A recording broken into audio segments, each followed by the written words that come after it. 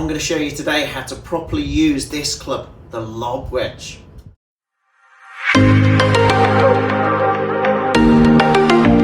we feel it's easy, it's quite fun in some ways. We feel the ball goes way up in the air and lands like a butterfly in hot coals on the green when we hit the ball with a lob wedge. Yes, it's lovely, it's nice to be able to do that, but we need to figure out and find a couple of ways with which to be able to do that. So a lot of people make a lot of mistakes with the lob wedge, similar to the driver, the other end of the bag. We make a lot of mistakes with both ends of the bag, the driver down to the lob wedge, but especially those ends of the bag as well. The lob wedge is actually really difficult to use unless you know how. Now most lob wedges, you've got 58, 60 degrees on them, maybe even 62, 64 degrees. And again, people buy these 64 degree wedges and they think, well, there's a lot of loft on that. Yes, that can get the ball up in the air. Well, yes, it can. But the problem is we need to be able to strike it as well as we can do. Okay, there's no point in putting that 64 degree and putting a bag full of loft on it and struggling to get down to the golf ball, it coming out really, really low and really, really hot. So we need to find ways to make sure that we get that ball up in the air and well struck.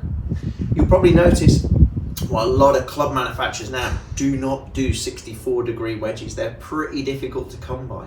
It's because they're so difficult to use and they're not really needed. I've got a 58 degree here, for example, and I can alter this around how much loft I want on it anyway. With the quality of the bounce, the sole of the golf club being nice and round, you can open it up and turn that into a lot of loft. There's literally no need for a 64 degree lob wedge. Now the question is, how do we use it? There's a few golden rules to adhere to when it comes to lob wedges. Rule number one, never ever attempt to hit a full blown lob wedge. Okay, if you notice when you hit a full blown lob wedge, what tends to happen?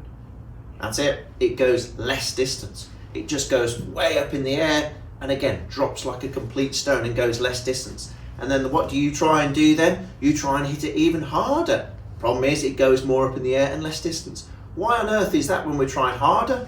It's because when we get to impact, we're increasing the loft of that golf club. We're letting the club head overtake our hands and there's a bag full of loft on an already lofted golf club. Okay, so big issue. If we're trying to go all out for a lob wedge, don't. It's probably a gap wedge or a sand wedge, whatever you've got in your bag, even a pitching wedge. If you've got that sort of distance, just go easy on it. The problem is if we try more often than not, if we try and hit a big full lob wedge, we'll get that club head in front of the ball, add a load of loft to it, and it will go straight up in the air. Which leads us into rule number two. We have to make sure that we're actually, if anything, taking loft off the golf club. That's right, you heard me right. We've got to take loft off the golf club on an already lofted golf club. But hang on a minute, I hear you say, you're saying to you, hang on, we've got to make sure that we get that ball up in the air. That's what a lob wedge is for. Yes, but remember that golden rule. We have to be able to make good contact with the ball, we have to pressure the ball. What does that mean? It means getting the handle in front of you at impact. What does getting the handle in front of you mean? It means slightly lower loft. It doesn't have to mean dramatically lower loft.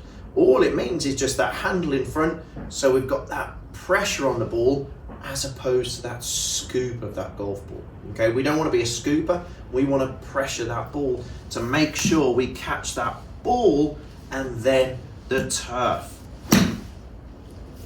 You'll feel as well when you put very little effort in, it'll go almost just as far. It'll go almost just as far as when we're hitting it full on, because you're controlling the loft on that golf club. We're not increasing the loft on that golf club, we're not scooping the ball up in the air. We're controlling that loft, we're pressuring that ball, and this is what this is all about. So we've got to make sure that at impact, try and get that feeling, the handles a little bit ahead, feet are relatively close together, but really feeling, even if it's just for a 20-yard shot, a 30-yard shot, a 40-yard shot or so. Okay, I don't want to see anyone using a lob wedge any more than sort of 50 yards, really tops. Okay, there's no need. Okay, we've got a gap wedge, sand wedge, or a pitching wedge even to be able to do those jobs. So we need to make sure that it's just we're controlling the loft on that golf club. When we control the loft, we usually tend to control that strike And when we control that strike, we control the distance. Okay, so as long as our feet are relatively close together, the handle is relatively ahead, and coming into the golf ball, that handle is ahead of that golf ball. That is crucial. I cannot emphasize that enough. If you do little practice swings and you get that handle ahead, lovely. But even if you're seeing the ball still going way up in the air, it obviously means the club head is still overtaking our handle and we're increasing that loft on that golf club. So for those 20, 30, 40 yard shots, make sure, especially with the lob wedge, make sure the handle's ahead and stays ahead. Hope this helps. Let me know your thoughts, comment below, hit that subscribe button, hit that like button as well for me, please.